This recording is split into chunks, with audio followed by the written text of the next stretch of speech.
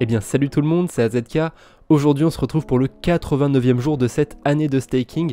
Dans cet épisode va pas y avoir beaucoup de changements sur le portefeuille. Je vous spoil un petit peu, les USDC qui sont sur InSurace depuis un bon moment, on va enfin les déplacer sur la blockchain Phantom, mais on ira voir ça un petit peu après. Vous pouvez utiliser la fonction des chapitres pour accéder directement à la partie de la vidéo qui vous intéresse.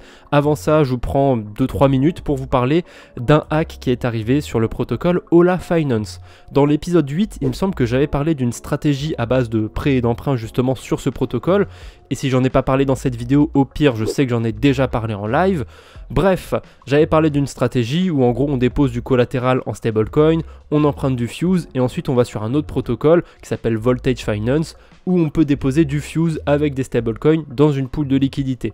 Alors sur cette année de staking, j'avais déjà fait des stratégies similaires sur IDEX par exemple, mais ça s'était très bien passé sur Polygon et là sur Fuse ça s'est très mal passé. Alors pour le coup, avec le wallet des 1 an de staking, heureusement pour moi, j'avais pas fait cette stratégie, mais sur mon wallet perso, croyez-moi, en ce moment, je suis un peu en PLS. J'avais pas non plus 50% de mon portefeuille sur cette strat, je vous rassure, j'avais même pas 5%. Donc j'avais mis des USDC, des BUSD en collatéral, j'ai emprunté du Fuse, enfin voilà. Le problème, c'est que le protocole, comme je vous ai dit, ils se sont fait hacker. Alors vous avez tous les détails sur leur article Medium ici. Techniquement, je suis naze pour expliquer ça. Je comprends à peu près les choses quand je lis l'article, mais j'arrive pas à bien les retranscrire. Donc je vous invite à les lire un petit peu par vous-même. Il y a même, j'ai remarqué ça maintenant sur Microsoft Edge, on peut avoir une voix qui nous lit l'article. Alors il y a déjà ça d'intégrer sur Medium, mais je préfère la voix de Microsoft Edge. Donc voilà, n'hésitez pas à utiliser cette fonction. Moi je trouve que ça m'a aidé à comprendre un petit peu plus l'article avec une voix qui le lisait. Donc voilà, ça n'a rien à voir avec le sujet de la vidéo, mais c'est pas grave, je vous laisse l'info ici, vous en faites ce que vous voulez. Bref, au final, qu'est-ce qui a été volé? C'est écrit ici. Un bon paquet d'USDC, de BUSD, pas mal d'Ethereum, de Bitcoin, de Fuse, voilà, au total, au prix à peu près actuel des actifs, ça représente plus de 4,5 millions de dollars. C'est incroyable quand même, hein. Sur une petite blockchain comme ça, comme Fuse, c'est une somme vraiment incroyable. C'est comme si sur la BSC, il y avait 500 millions, si c'est pas plus, qui se seraient fait hacker pour vous donner un ordre de grandeur. Avec un peu de chance, peut-être que le hacker va rendre les fonds. Sincèrement, j'y crois pas trop. Mais à partir du moment où on connaît ces adresses, on sait sur quelles adresses sont les fonds, bah c'est difficile en fait pour le hacker de dépenser les cryptos. Donc il peut pas en faire grand chose, peut-être qu'il va se retourner, rendre les fonds, j'y crois pas, mais on sait jamais, l'affaire est à suivre. En tout cas, du côté de Ola Finance, qu'est-ce qu'ils vont faire? C'est écrit à la fin de l'article, dans Next Steps, ils vont lancer un patch qui va être lancé, il n'y a pas de date encore, mais j'imagine que ça devrait être lancé dans le mois d'avril. Ça m'étonnerait que ça prenne plus d'un mois quand même à être créé. Du coup, avant ce patch, ce sera impossible d'utiliser Ola Finance sur la blockchain Fuse. Vous ne pouvez pas déposer ou emprunter des actifs. Si vous utilisiez déjà Ola Finance sur la blockchain Fuse, ne vous en faites pas. Les fonds que vous avez empruntés, je vous conseille pour l'instant de les garder, de ne pas les rembourser. C'est écrit aussi dans l'article Medium. Devinez qui a remboursé son emprunt comme un débile en voyant le hack. Voilà, c'est moi. Alors vous en faites pas pour moi, je vais pas perdre quelque chose ou quoi que ce soit, c'est juste que mon emprunt en fait pour l'instant il est à 0% APY, donc j'aurais pu continuer à le faire travailler, mais finalement bah, je l'ai remboursé, donc je l'ai plus et il travaille plus, c'est dommage, parce que pour ceux qui en ce moment empruntent sur Ola Finance, c'est relativement cool, vous avez 0% d'emprunt.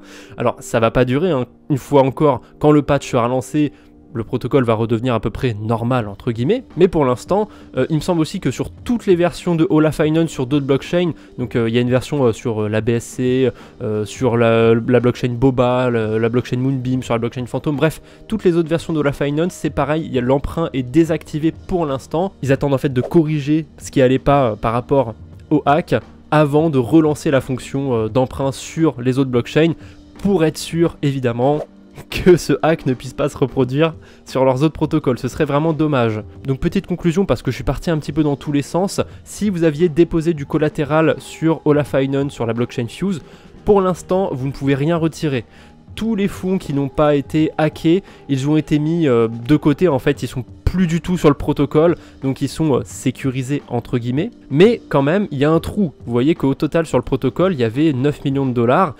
Ils en ont perdu à peu près la moitié, donc il y a quand même un sacré trou. Est-ce que la blockchain Fuse va les aider? Est-ce que le protocole Voltage va les aider? J'espère. Sincèrement, je suis assez optimiste par rapport à ça. Certes, par rapport à cette blockchain, c'est quand même un gros hack. Mais comparé à d'autres hacks qu'il y a pu avoir dans l'histoire, c'est pas une somme faramineuse, je pense que c'est remboursable. Donc pour ceux qui comme moi ont mis du collatéral sur Ola Finance, il n'y a qu'une chose à faire, c'est d'attendre. Et si on a de la chance, on va pouvoir récupérer tout ce qu'on a déposé et éventuellement avec les intérêts qu'on avait. Parce que moi, ma stratégie, je la faisais depuis quelques semaines, donc forcément, j'avais déjà eu des intérêts sur mes BUSD et sur mes USDC. Ah oui, et aussi, accessoirement, les intérêts qu'il y a en Fuse et en Banana, par exemple, sur la version BSC, etc. Bref, les intérêts bonus qu'il y a sur Ola Finance, ils sont désactivés aussi temporairement. Ça va être activé plus tard, encore une fois, quand le patch sera sorti. Et avant de passer au wallet des 1 an de staking, je mets ce petit tweet en avant de la blockchain Fuse. Ils sont à la recherche d'un développeur advocate. Alors... je ne sais pas du tout ce que c'est, hein, mais si jamais vous pensez en être un, bah, n'hésitez pas, vous pouvez potentiellement rejoindre l'équipe Fuse. Voilà, je trouve ça cool comme initiative, donc j'avais envie de le mettre en avant. J'espère que ma vidéo sortira pas trop tard et que d'ici là ils n'auront pas déjà trouvé quelqu'un. Comme ça, on sait jamais, hein, si jamais grâce à ma vidéo je permets à quelqu'un de trouver un emploi, ça fait toujours plaisir. Et dans tous les cas, n'hésitez pas à être curieux, à suivre les projets sur les réseaux sociaux. Ça arrive assez souvent qu'ils aient besoin de monde parce que les choses se développent tellement vite dans cet écosystème que si vous êtes développeur dans la crypto, vous n'aurez pas trop de mal, je pense, à trouver un boulot. Enfin bref, on arrête le blabla, on va enfin rentrer dans le sujet de la vidéo plus ou moins. Tiens, Insurex, ils ont mis leur logo à jour, on dirait. J'aime bien la police d'écriture, peu importe, ça nous intéresse pas, nous on veut juste se connecter pour retirer nos USDC. D'ailleurs, petite précision que j'ai pas faite quand j'ai déposé mes cryptos, quand on les retire, on a un petit peu de frais dessus.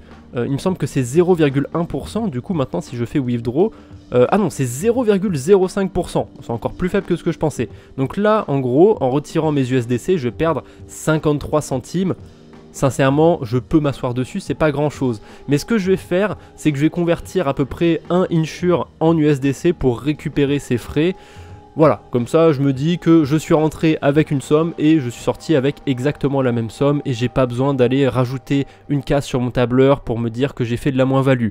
C'est un petit peu de l'optimisation on va dire à ce niveau-là, mais je pense que en termes de comptabilité c'est rien de très faux. N'hésitez pas à me dire ce que vous en pensez en commentaire. Voilà, j'ai retiré mes USDC, maintenant les Insure que j'ai gagnés, que j'ai pas encore récupérés, je vais devoir attendre une semaine avant de pouvoir les avoir sur mon portefeuille. C'est le mécanisme de Insurex, j'en avais déjà parlé dans plusieurs vidéos.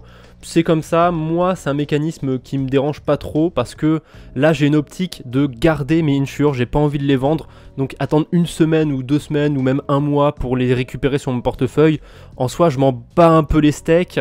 Le seul truc qui pourrait être embêtant au pire c'est que le protocole se fasse hacker et que je perde mes intérêts, ça ce serait con, mais bon c'est pas très grave. Là j'ai 19 Insure que je peux déjà récupérer parce que j'avais déjà fait la manœuvre plusieurs semaines auparavant.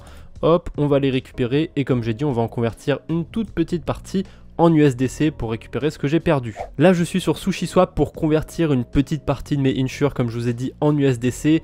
Pourquoi j'ai choisi SushiSwap? Tout simplement parce que c'est sur ce protocole qu'il y a la pool avec du Insure et de l'USDC, donc c'est sur ce protocole que je peux en swap. J'aurais très bien pu utiliser OneInch par exemple, ou Paraswap, ou un autre agrégateur de DEX, mais pour une toute petite quantité comme ça, je préfère passer par le protocole original. D'ailleurs, je ne l'ai pas précisé, mais le Insure se porte relativement bien. Alors le marché en général se porte relativement bien, donc ça aide, mais du coup il se retrouve à un prix bien plus élevé qu'au moment où j'ai commencé à en farmer. Donc c'est plutôt cool, j'ai une quarantaine d'Insure, ça vaut pas une fortune, mais peut-être que d'ici la fin de l'année, ça vaudra peut-être 100 $, 200, j'en sais rien. Après c'est possible aussi que ça vaille plus que 10 $, 20 $, 5 $.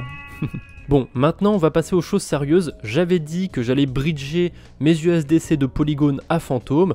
Je vais utiliser C-Bridge pour faire ça. Alors j'aurai un meilleur ratio je pense à passer par Multichain ou XY Finance, parce que là normalement je vais perdre plus de 90 centimes de frais. Ouais, 1,12$ de frais, alors que sur les deux bridges là que je viens de vous citer, Multichain et XY Finance, j'aurais perdu 90 centimes. L'avantage de ces bridges, c'est qu'en l'utilisant, je vais recevoir un petit peu de FTM sur la blockchain Phantom, et ça va pouvoir me permettre de faire mes premières transactions. Ça va m'éviter en fait de devoir acheter du FTM ou de devoir tricher par exemple avec une autre adresse et de m'envoyer une petite quantité de Phantom. Par contre, pour ce que j'ai envie de faire, je vais avoir besoin d'un peu plus de Phantom que ça, donc je vais devoir en acheter une fois que mes USDC seront bridgés. C'est pas très grave, hein, c'est compris dans la stratégie. Et puis tant qu'à faire, je vais acheter plus de fantômes que prévu. Comme ça, si jamais j'ai besoin de faire d'autres transactions dans l'avenir, je pourrai en refaire d'autres. Ah oui, petit désavantage de ces bridges, c'est qu'il est relativement lent comme bridge. Multichain ou XY Finance, il fonctionne très vite, alors que ces bridges, il va prendre plusieurs minutes, voire même dizaines de minutes si vous n'avez pas de chance, pour vous envoyer les fonds sur l'autre blockchain. Alors parfois ça peut être plus rapide, mais en général faut quand même attendre. Voilà, j'avais juste envie de le préciser. What? What? Qu'est-ce qui se passe? En attendant, pour le bridge, je voulais vous montrer un petit peu ce qui se passait du côté de la blockchain Waves, et c'est incroyable. J'ai quasiment tous mes stablecoins restants sur ce protocole, à peu près 3000 USDT, et en ce moment ils sont à 75% d'APY, c'est incroyable. Qu'est-ce qui se passe? Alors il y avait pas mal de liquidités, il y a toujours beaucoup de liquidités sur le protocole, hein, plus de 250 millions d'USDT, plus de 300 millions d'USDC, mais avant, il y a quelques heures, quelques jours, il y avait beaucoup plus d'USDT et d'USDC. Qu'est-ce qu'il est en train de se passer? Il y a plein de baleines, j'imagine, plein de gens qui sont en train de retirer les USDT et les USDC qu'ils ont déposés. Alors je sais pas trop dans quel but, j'imagine que le but ça va être de liquider des gens qui font des emprunts d'USDT et d'USDC.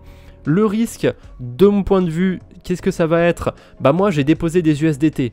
Pour l'instant, je profite, il y a des APY très élevés, mais si s'avère que tous les USDT sont empruntés, bah je pourrais pas récupérer les miens, puisqu'ils seront empruntés, je pourrais plus les récupérer. Donc pour l'instant, j'aurai toujours mes 3000$ sur le protocole, ils continueront même de me faire des intérêts, mais j'aurai plus vraiment accès à ces USDT parce qu'il faudra attendre que des gens remboursent leurs emprunts. C'est la seule explication que je vois. Je pense vraiment que c'est des baleines qui veulent que des gens se fassent liquider. C'est pour ça que les intérêts deviennent ultra élevés sur les stablecoins, notamment sur les emprunts. Regardez-moi ça, 66%, 77% sur l'USDC, c'est incroyable. D'ailleurs, on voit aussi la différence entre APR et APY.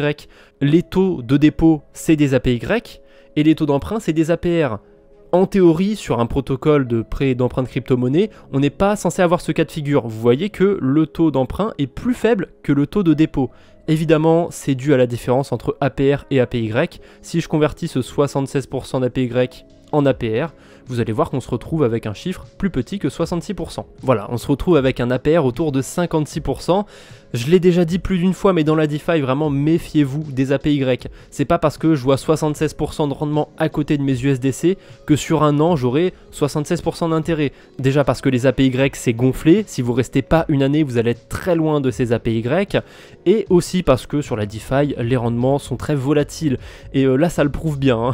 Là, en termes de volatilité, on est pas mal. Hein. Il y a encore 2 jours, j'avais été voir le protocole, il était à 19% l'USDT.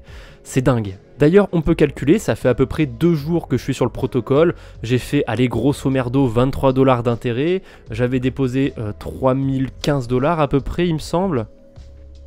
Hop, donc si on ramène ça en pourcentage et qu'on ramène ça sur une année, donc qu'on multiplie par le nombre de fois qu'il y a 2 semaines dans une année, hop, on se retrouve avec 19,83% d'APR. Pour l'instant, c'est le rendement moyen que j'ai eu sur mes USDT en les déposant sur Virus Finance.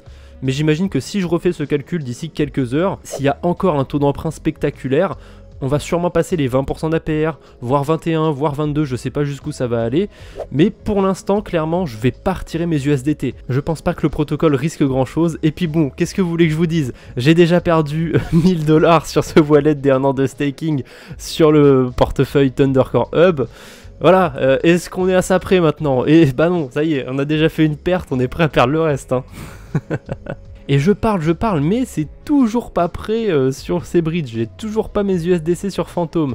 Décidément, c'est assez long. Je suis bête, en me mettant sur le petit point I là, de ma transaction, je me suis rendu compte qu'il fallait attendre 256 confirmations avant que ce soit confirmé. Et ça prend quand même pas mal de temps, 256 confirmations sur le réseau Polygon. Là ça fait quasiment 10 minutes que ma transaction est passée. Ouais bon, à peu près 8 minutes, on s'en fout, c'est pas loin de 10 minutes. Et il n'y a que 228 confirmations. Si je recharge la page, il y a moyen qu'il y en ait plus, voilà, 246. Allez, encore quelques confirmations et je vais bientôt avoir mes USDC. Ça y est, 256 confirmations tout pile. Je suis trop fier d'avoir réussi à recharger la page à ce moment-là. Voilà, j'ai reçu mes USDC sur la blockchain Phantom. J'ai même les 0,4 Phantom comme prévu. Et ce que je vais faire, c'est que je vais convertir 10 $ en FTM. Je vais d'ailleurs noter cette transaction sur mon tableur après ça. Et je vous montrerai quand ce sera noté. Voilà, la transaction apparaît sur mon tableur du coup dans l'onglet achat-vente.